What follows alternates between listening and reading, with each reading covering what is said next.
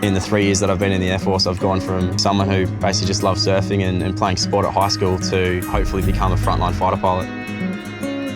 Starting out and seeing like Hornet pilots and Hawk pilots and stuff like that, see how far you have left to go. You really just got to take it one day at a time and just put your head down and get into it. But every morning when you come in, you get pretty excited.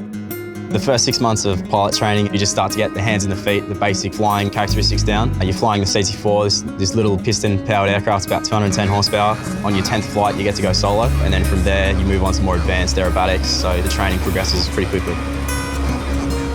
After 6 months flying the CT-4, you get to move on to the PC-9 at No. 2 flight training school.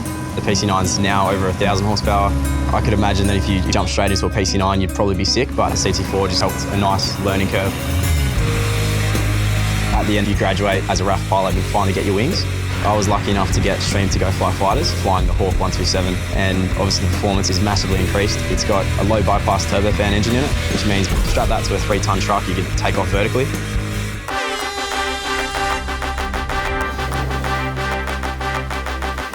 The next step is to move on to either the Super Hornet or the Classic Hornet. The Hawk here has 6,000 pounds of thrust, but the Hornet is twin-engined and just one of its engines has about 20,000 pounds of thrust. So you can imagine the leap in performance is just out of this world. From day one, basically just off the street, knowing nothing, to 18 months being a qualified RAF pilot, to flying multi-million-dollar jets around and fighting simulated dogfights with some of my best mates. It's been a pretty awesome journey.